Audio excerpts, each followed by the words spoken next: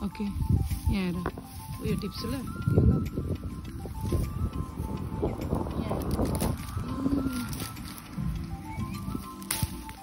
हेर चाहिँ अनार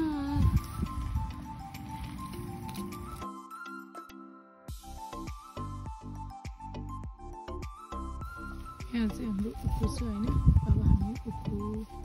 टिप्दैछौँ भनेको त उखु काट्दैछौँ अलिकति सानो चाहिँ काट्छौँ हामी चाहिँ अहिले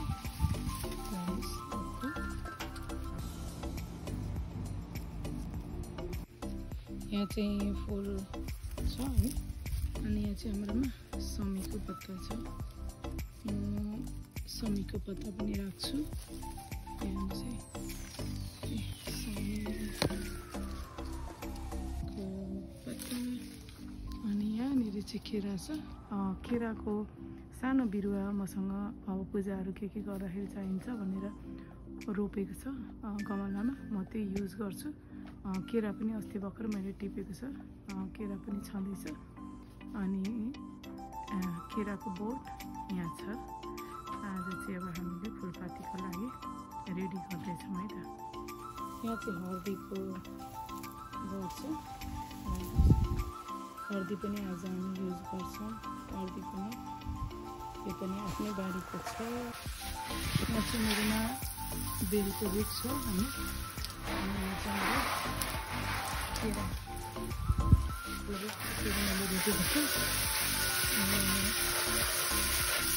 त्यही भएर होइन खोर्सानेर हेरेर अनि अब भित्र लगाएर रेडी गर्दैछु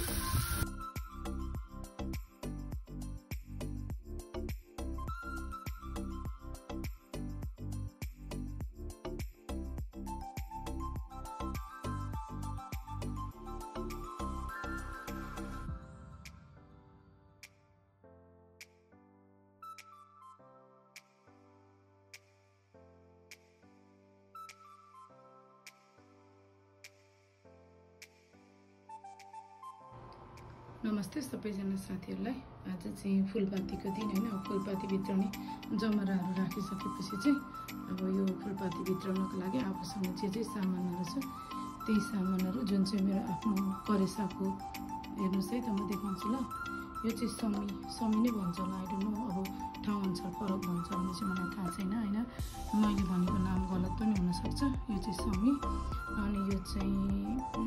के भन्छ कच्चु कर्कलो अनि यो चाहिँ हल्दीको काठ सहित भएको छ यो चाहिँ हल्दी भयो अनि धान भयो यो त मैले आफैले फलाएको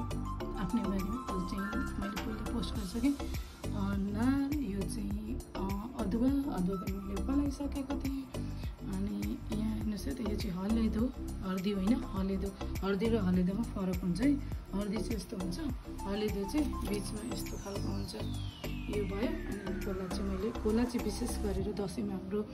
नेपालीहरूलाई एकदम कोला चाहिँ विशेष चाहिन्छ नि त होइन अनि यो रुवा भइगयो अनि यो चाहिँ बेल भयो अनि यो चाहिँ भयो के भन्छ यो केरा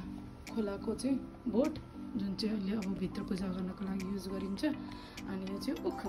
लानुहोस् है साथीहरू उखु यिनीहरू चाहिँ मैले सबै आफ्नो परिसाको हो है त